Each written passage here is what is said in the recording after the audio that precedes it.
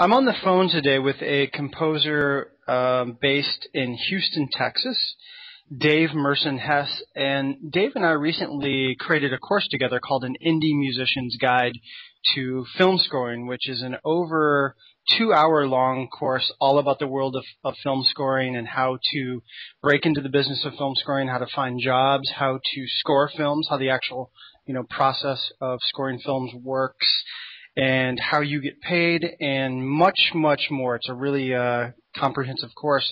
And I have Dave on the phone today. And what I thought we would do today, Dave, is I really just wanted to bring you on and introduce you to my subscribers and readers and give people a better idea about you and your background and what you've been doing, in terms of film scoring. So, Dave, I thought if you could start by just telling us a little bit about yourself. You've been doing this for over 10 years, and I know you've scored feature films, short films, ads, video games. If you could tell us a little bit about how you got into the business of film scoring and some of the projects that you've worked on. Definitely, Aaron. Thanks. I went to school for film production at the University of Southern California in the School of Cinematic Arts. Then it was called the School of Cinema Television.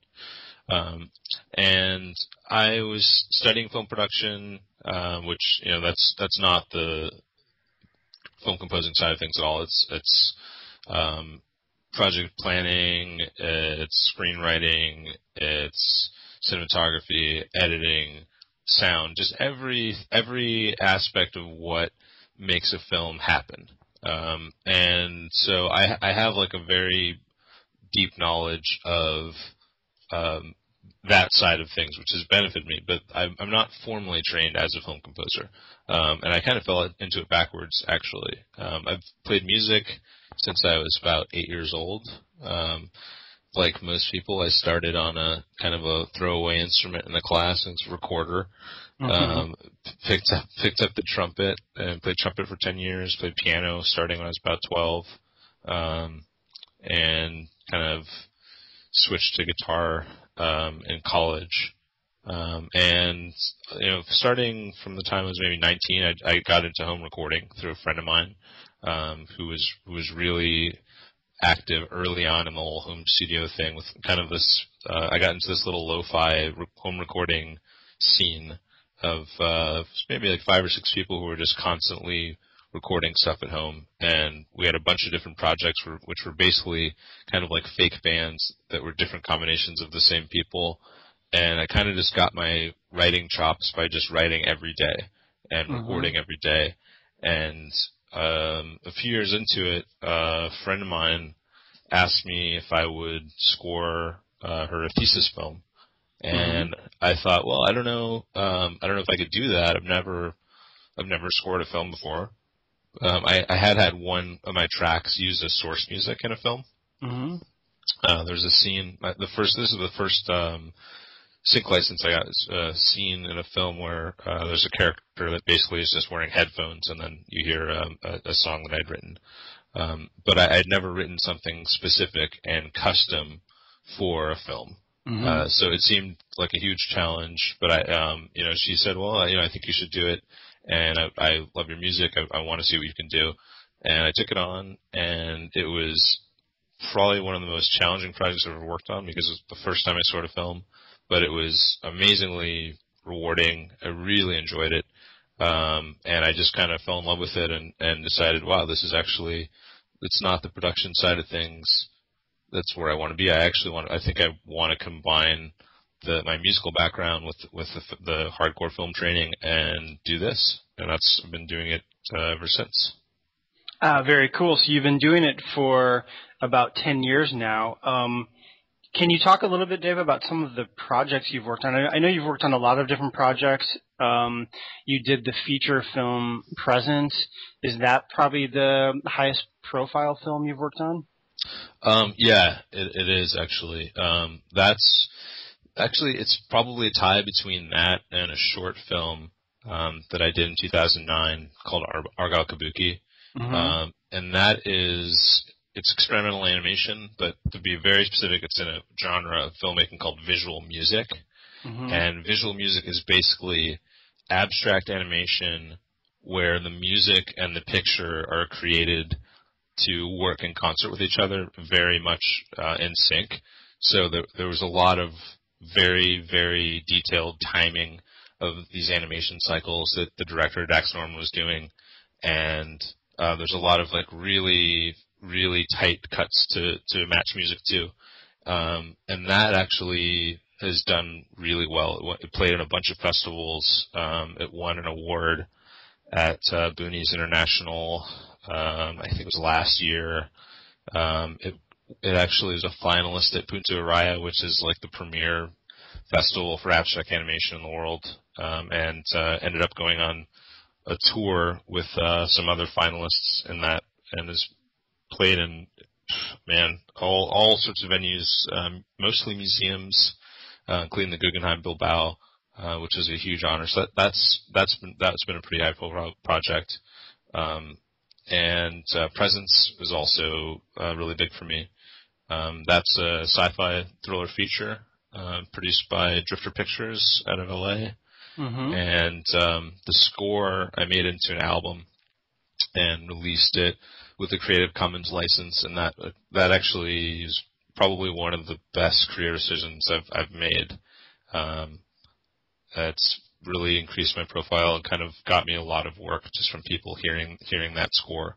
One interesting thing about film scoring is that in the way I've approached my career, I think I have made money from the custom gigs, right? So someone hires me to make the music, and once the music is made, at least in the case of Presence, I thought there was more value to releasing it for free in order to get my name out there than in putting it on iTunes. It's not really something I would necessarily do with an album that I had made as like artist music, like a bunch of songs, but because I had already been paid for it to write it, I felt like, this makes sense. I'm going to do it this way. So yeah, the Presence has also been a bigger one for me. And I did a bumper for Adult Swim last year, which was also one of the more high-profile things I've done. Nice. And in terms of the score that you released under the Creative Commons license for Presence, you said that's been a great career move. How so has that led to other specific projects that you've worked on? It has actually. It's more than custom gigs. It's led to a bunch of opportunities to relicense that music.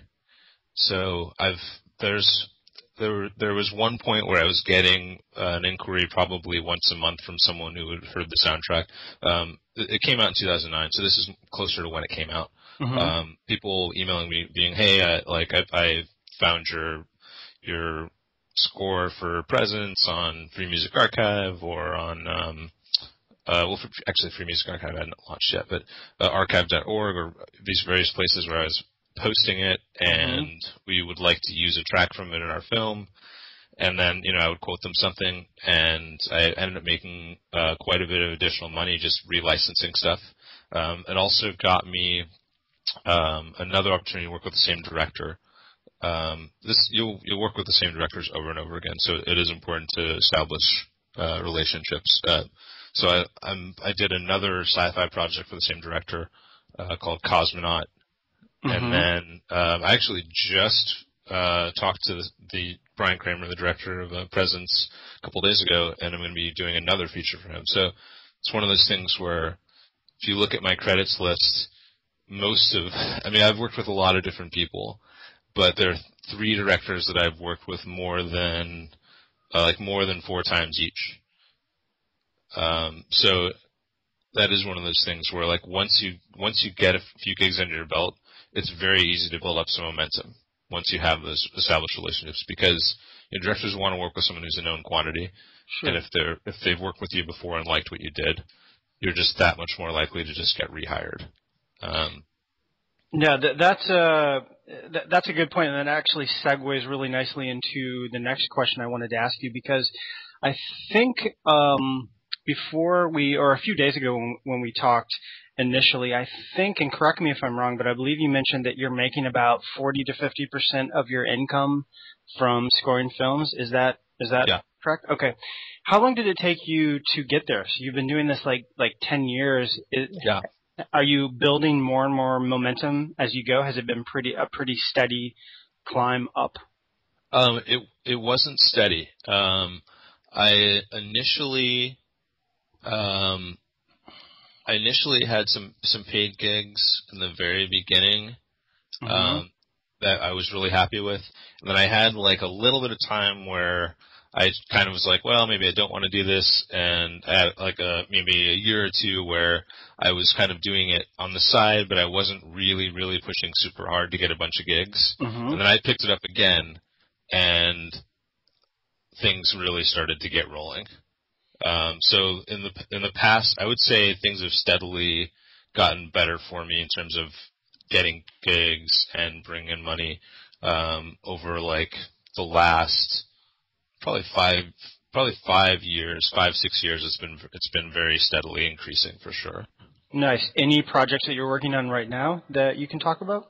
I'm going to be working on this feature for Brian Kramer, and I don't know how much I can say exactly about the specific project, but it is going to be kind of a hybrid narrative film documentary, kind of inspired by the style of Chris Marker, who's a French New Wave director who ended up kind of developing this style of kind of documentary, not exactly documentary.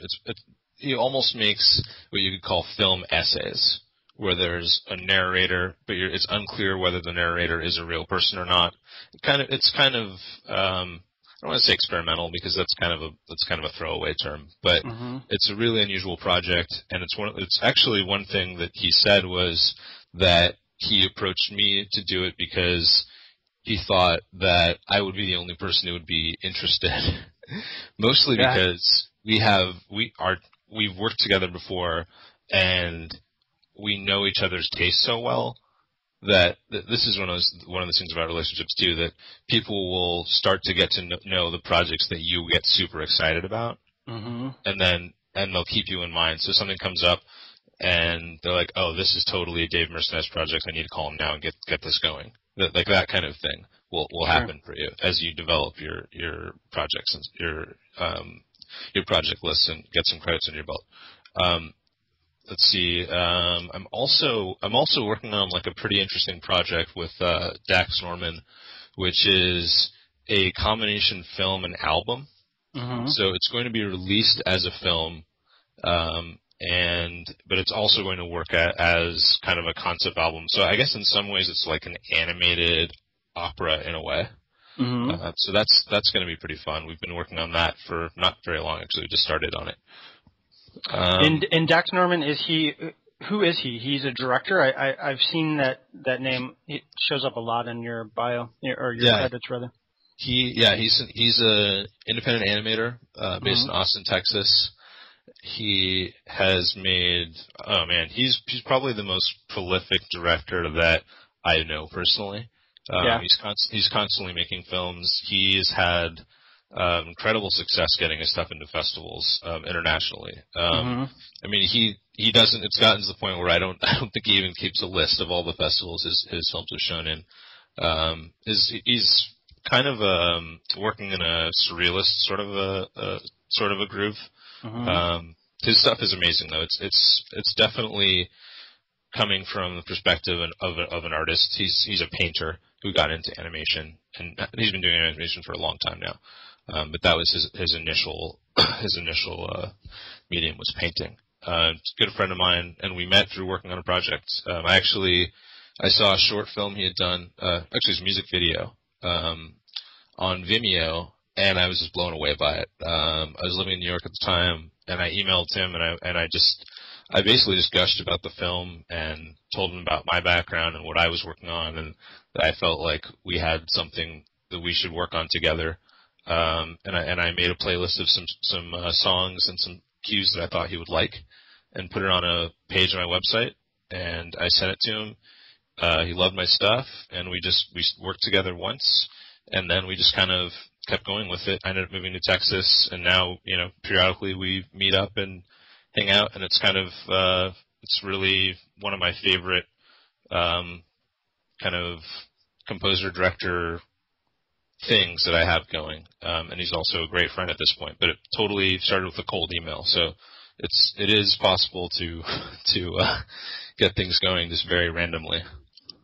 Nice. Let's talk a little bit, Dave, about who makes a good candidate for scoring films. Because one of the things you talked about in the last blog post that you did for my website is how there's sort of a misconception about, I think a lot of people, when they think of film scoring, they think of, studying classical music and learning advanced orchestration techniques. And like we were talking about before, those skills definitely come in handy, but you consider yourself more of a songwriter. What type of a background do you need to score films?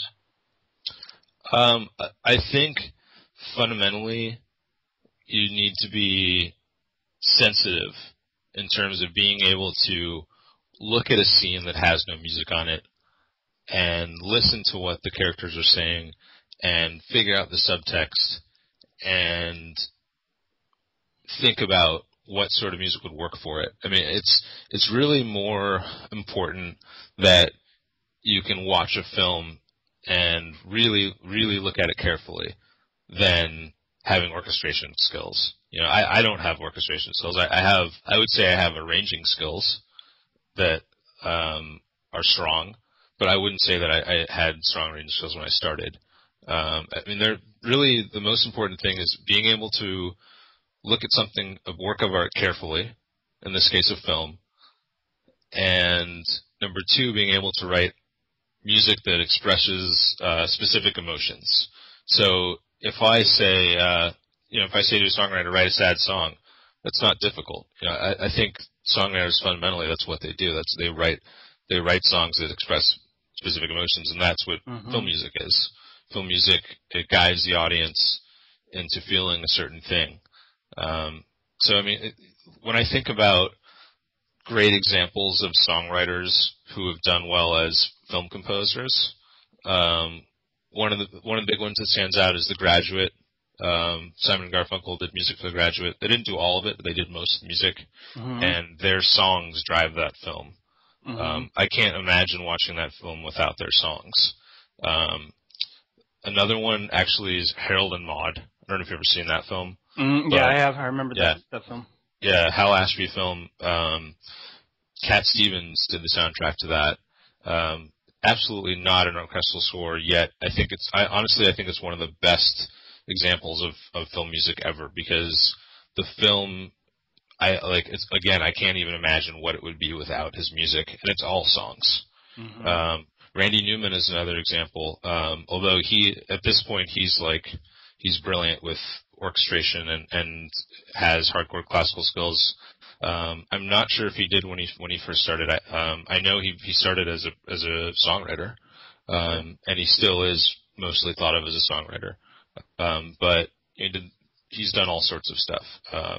Huge list of film scoring credits. So it's not required. And having classical training isn't required at all.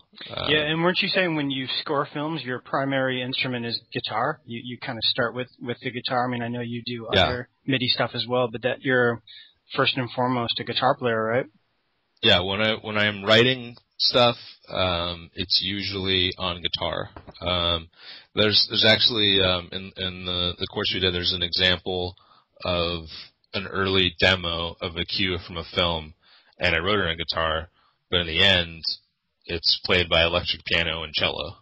Right. So yeah, I mean, Started on guitar.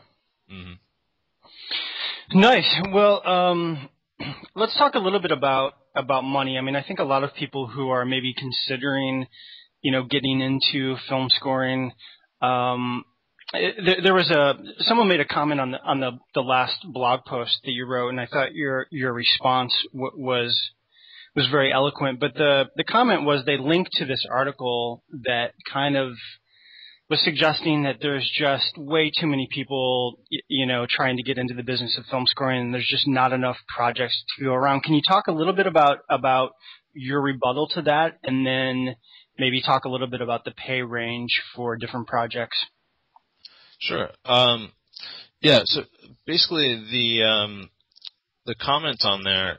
Let me see if I can pull it up. Maybe we can edit this out. Let's see. Sorry, I didn't mean to throw you a curveball. I just thought that would be kind of a good topic to address. Yeah, no worries. Let me just pull up your blog real quick. I mean, basically, the article they linked to just was saying there's just way too many people trying to score films. I had read that article before, and I think that there is a lot of cynicism in the film industry, and really in all aspects of the film industry. There are going to be cynics. There are going to be people who are extremely jaded. Yeah, I mean, in the music business in general, right?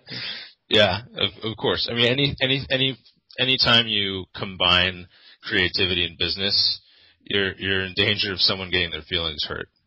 And the older you get, the more people, it seems, the more people you have around you that have had some bad experience that they've taken really deeply to heart. And that's, I mean, I don't blame them, but on some level you need to keep your head up, and you need to adapt to the changing market conditions, and you need to look at things positively, because otherwise you're not going to make it.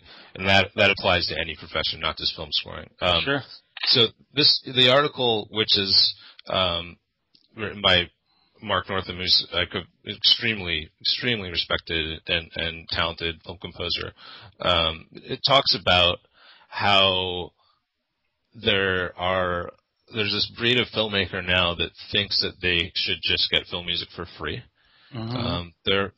And he's basically saying that in general, there's more and more people trying to score films. Access to technology is easier than ever before. You can buy a laptop if you want to skip the Apple thing. You could buy a laptop for, he doesn't say this, I'm just giving an example. Sure. You buy a laptop for $400. You could get a copy of Reaper for less than $100. You could download a bunch of free plugins, and bam, you're pretty much set to go. If you wanted to score a film with that setup for under $500 setup, you actually could. But the flip side of it is that access to technology has also affected film production. So, are there more people trying to score films than ever before? Yeah, probably. But there are also more filmmakers than ever before, because the bar for access to film production equipment has also changed. Right. So there's this huge appetite for film music right now that I think is greater than it's ever been. There's, of course, the number of gigs available has gone up. Yeah. Are there more people competing for them? Sure, but I think it's a little bit ridiculous to think that there's no way you're going to make it just because there's more people competing. Yeah, and it's almost, I mean, it's ironic. It's almost like whatever state the music industry finds itself in, people complain about it. I mean, I remember 15 or 20 years ago, before, recording technology, the prices dropped way down. It was too competitive, right? And like people bitched about the record labels, and now people are complaining that that it's too easy to make music. So it's like when, you can't have it both ways. So. Exactly. That's funny. Yeah, it used to be there's too many gatekeepers. It's impossible to release your music. Now there's not enough gatekeepers, and there's too much competition. But I mean, I think the bottom line is if you're passionate about music and you want to make music, you've got to find a way to do it. And like you said, it doesn't pay to be negative and cynical. So. With that said, let's talk a little bit about how much money you can actually make scoring films on sort of a freelance, independent level. Right. Well, there really isn't any limit. The pay range for scoring projects is huge. When I first started out, I took on a few gigs for free. I don't do that anymore, but there's if you're just trying to grab some credits, there's plenty of work like that to be had. I've done pre-roll ads. Pre-roll ads are ads that show on the web really often on YouTube, actually. When you're watching a YouTube video and a lad comes up, there's a big market for music for pre-roll ads. Sometimes it's custom, sometimes it's not. I've done some pre-roll stuff that I guess paid probably about $500 a pop, and that's for like 16 seconds of music. Mm-hmm. So the time involved in creating 16 seconds of music, of course, you need to be thoughtful because it's got to be impactful, but it's not. I'm not going to say that it's tossed off because it's totally not, but it's not like you have to write 20 minutes of music for $500. It's 16 seconds. That's those gigs are great, and they're kind of like bread and butter gigs because they're not super hard to get, and once you get them, you can kind of bump it out and move on to the next thing. Feature films, the scale is massive. The bottom end of the spectrum, which in the industry you call guerrilla indie, that's like a notch below indie filmmaking is guerrilla indie, which is kind of people who are just making their films by any means necessary, to borrow a term.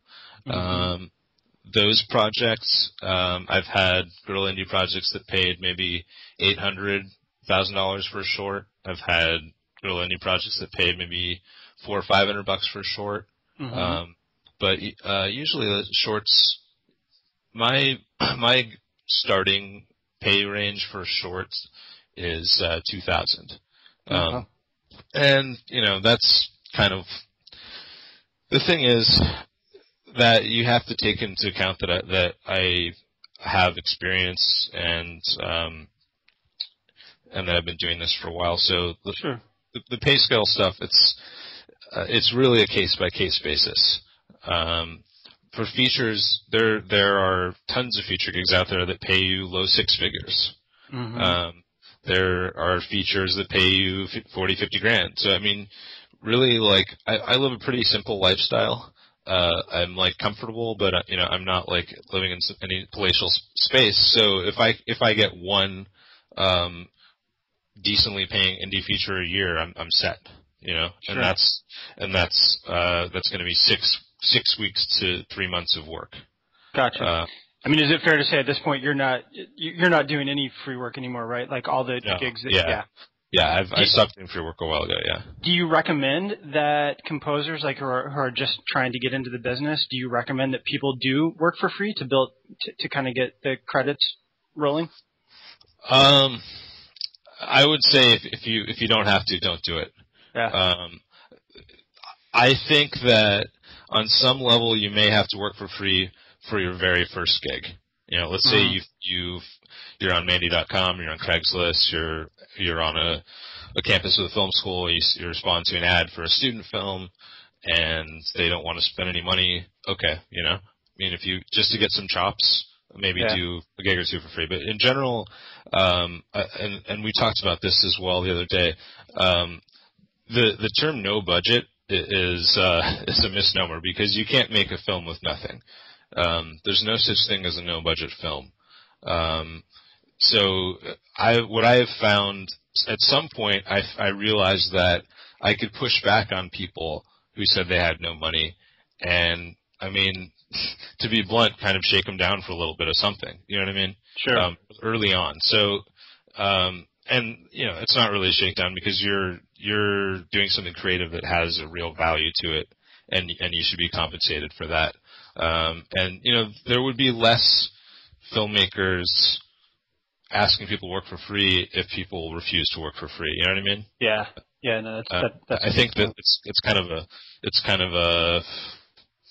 a tough thing because you have all these people complaining that they can't get gigs or where they get paid, but then they're taking on gigs for free. So it's like, wait a minute, didn't you agree to work for free?